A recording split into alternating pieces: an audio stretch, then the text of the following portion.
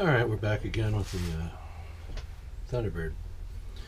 And just a couple things on these big parts when you're cutting them off the tree, or small parts, or any parts at all, generally parts you're taking off of the parts tree.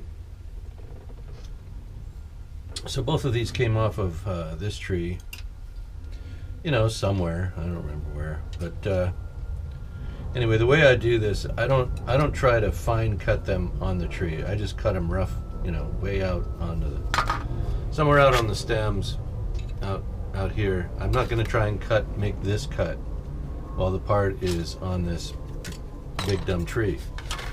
So I see a lot of guys, you know, they go straight to the part, and with that big tree, and they're in there trying to get this cut right while holding onto that big piece of plastic with all the hooks and crooks on it, and that's not what I do. So this to me is easier. It may be easier for you to go ahead and do it the other way, you know, and I'm not saying it's wrong. I'm just saying that this is the way I do it, and it's just so I don't get my fingers caught, or I'm trying to work the blade in around something on the tree just to get to the right angle, and you can't quite get the right angle, and you snip and you chop into the part, and that's not good. Alright, so then you want to check each side of the part. So up here, you see these tangs are flush with your part. Now, that's probably not great. But down here, you've got a little bit more definition. There's a step down. And that's the side I like to use, because then I can place that blade right hard up against that with my flat cutter, and boom, nice clean straight cut. So, you know, you want to pay attention to the part you're holding and make sure you can see which side is the best to cut. They're not all equal. In other words, they're not all created equal.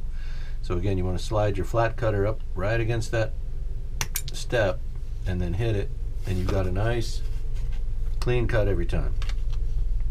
Okay, so this one needs a little cleanup to here at the front, the hood, where they've molded on these little straps, these little spaghetti straps here for the front, and all it's, I guess, it meant to do is just drop in like this. We'll have to see if there's any provision for retainer here, but even if there were, let me see where that pivot point is. Yeah, see that won't work, because as you open the hood, it pulls those away from that surface. So that's not really a hinge pivot point. You know, these parts are just meant, you're just meant to drop this in here and either pose it closed or swing it back like this, glue it in up at the top here, and pose it open. And I don't really care for that. I like a nice hinge. I don't want that kind of phony baloney. And also you can see, as I mentioned, how where they stuck those on, they've deformed our hood. That's not ideal either. So two things I can do. One, I can leave the part like this, try to clean up this edge with these in place, knowing that they're not really gonna do what they're meant to do. They're not hinges.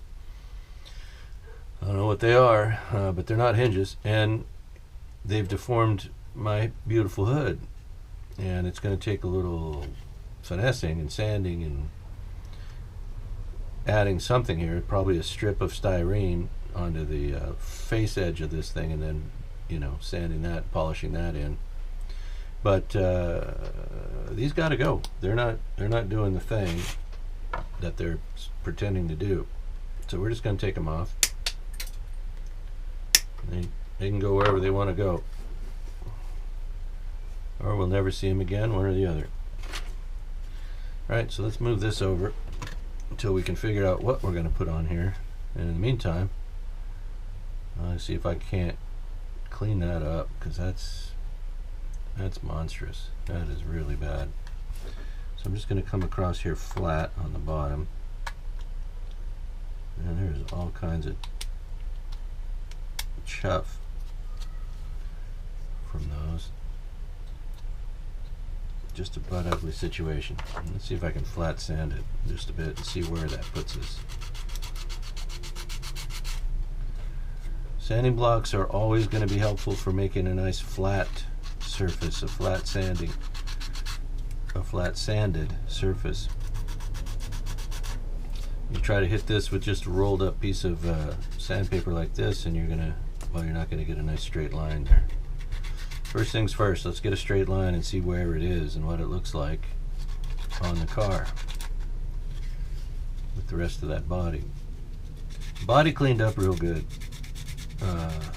Mold separation lines or what have you, places where they join two sections of the body together, not bad now that it's been cleaned up.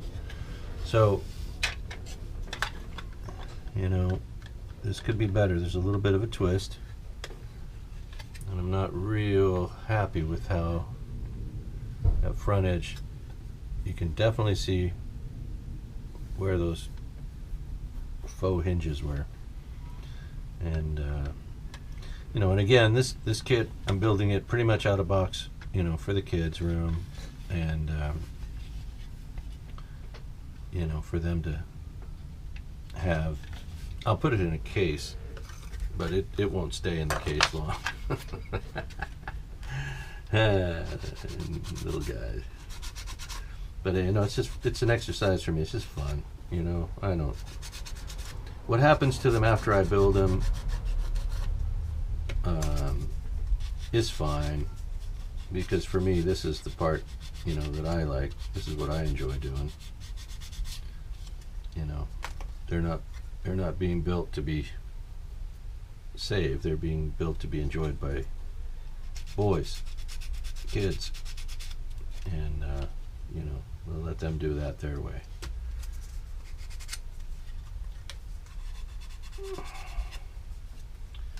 So it's really just, for me, it's an exercise and a build. I did get a light kit for it. I'm going to light it up like the 55, like the Chevy. I'm just going to see what I can do with this front edge. Okay, that's, you know, it's a little better. It might end up being as good as it's going to be. I can do a little more cutting on this driver's side. Drinker's side, like Derek says. If you ever watched Vice Grip Garage, I highly recommend this channel, Derek Bieri. Very funny. Roadworthy Rescues, same guy. Anyways, dude's hilarious. And show's well done.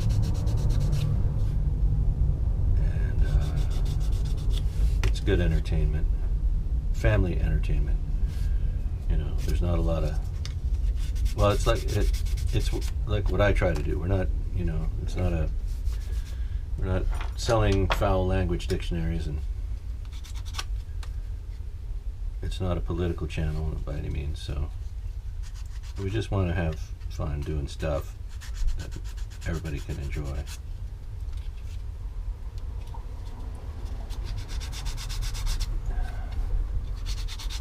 Kid safe, kid friendly, you know, that kind of thing.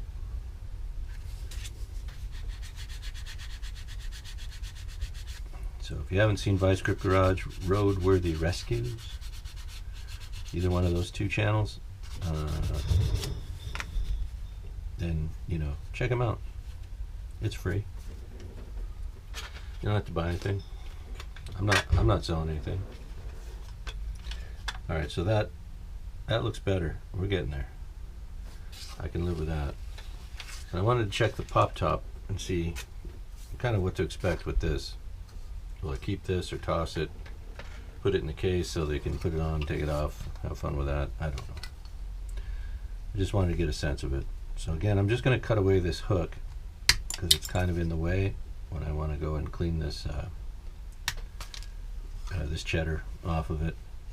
I can see already we're going to have a little bit of a situation because of the thickness and the real, I don't know what, the je ne sais quoi of this part. Yeah, we're going to have to just do that with the knife, I think. I don't want to risk getting too close and getting into the part. So now we'll just come back and carefully slice this away.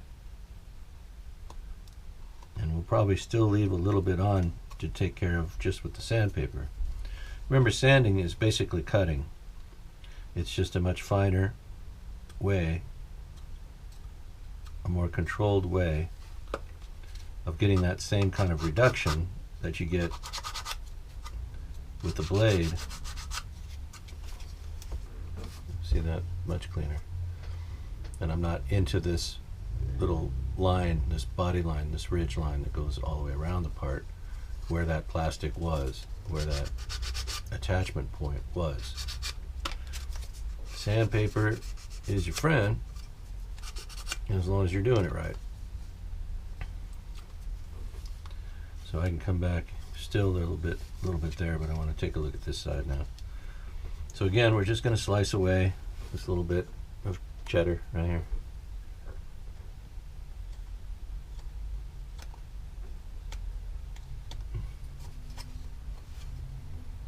Yeah, this one's going to be a little trickier because the plastic, as it was injected in here, kind of raised up onto the thinner portion of the top.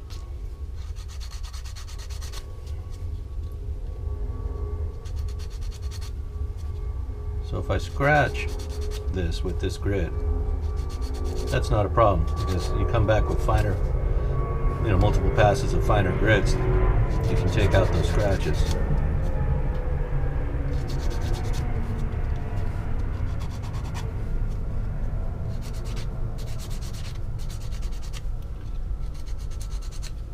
What I don't want to do is sand too far into this lip that goes around this edge. I want to keep that from getting too thin. Doesn't really matter if I scratch up the upper part of the top up here, because like I said, we can polish that all back. It's just really this, getting this to the right thickness, not getting it too thin, and getting rid of that bulge. Anyway, there, that's pretty good. Now there's more to do, but now we're just going to see kind of what this is all about here. And I can see now that if we line the top up with this line of the body here, the body line there at the back of the door jamb, it should just cover the window frame along the back edge. Now just briefly about this, I might be able to get away with sliding it just a bit forward just to get a flat. We're going to have to do some cutting. This is a little too straight here. We actually need to burnish in or cut in a bit of roundness here because of the way the body comes out and rises out here. So this is flat and straight, and it really shouldn't be. It should come up just a little bit. Not this is, I'm exaggerating this, but just about, I don't know, maybe to a 1/16 of an inch higher than it is. Just needs to be brought up. Now that would mean that we're going to lose this detail right there, but it's more important to get a better fit than it is really to worry so much about that. Now the other option I would have, I haven't got the windshield in there, I don't know how much that's going to bump this up. So what happened initially, was in this kit, this body, the way the bracing was to this, it had warped it, it had pushed it off that way and bent it kind of. So this was bent straight across, then this was bowed in and then out, and this was also kind of warped down. So I applied a little bit of heat, and it was a little bit too much heat, and we got a little bit too janky right here.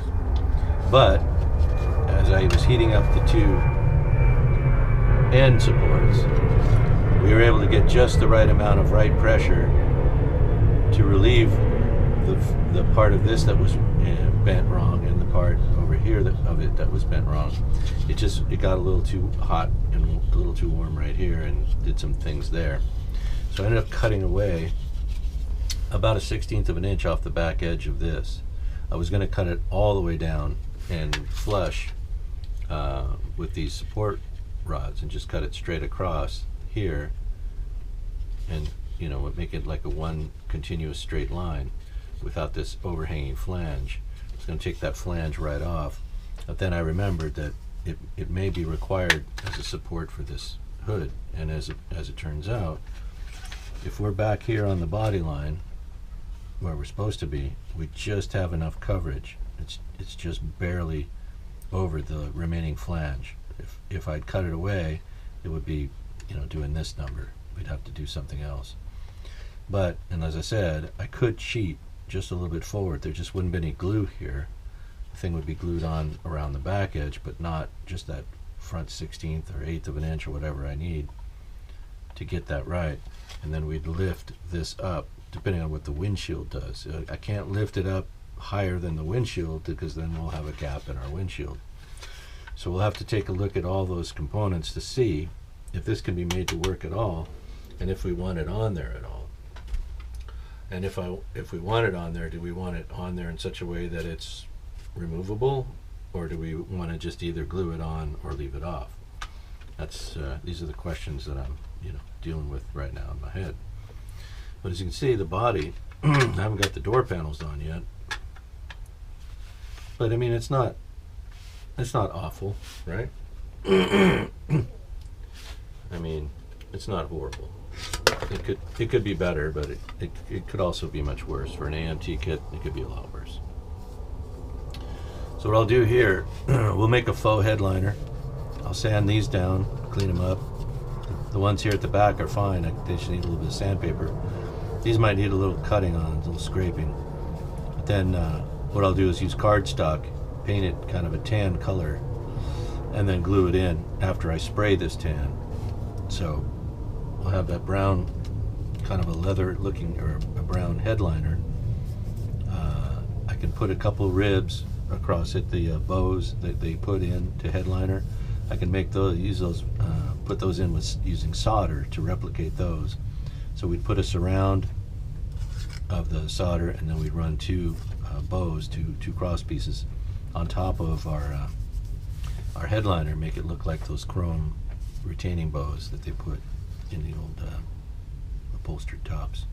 So the portals need to be sanded out a little bit. They're not quite round, but just rolling up sandpaper and rasping those out will take care of that. There's a little bit of cheddar and chuff and flash around the windows. We just, like we normally do, would clean that out like any other body part. And these would be fine. So it just depends on whether or not I like the look, and then I'll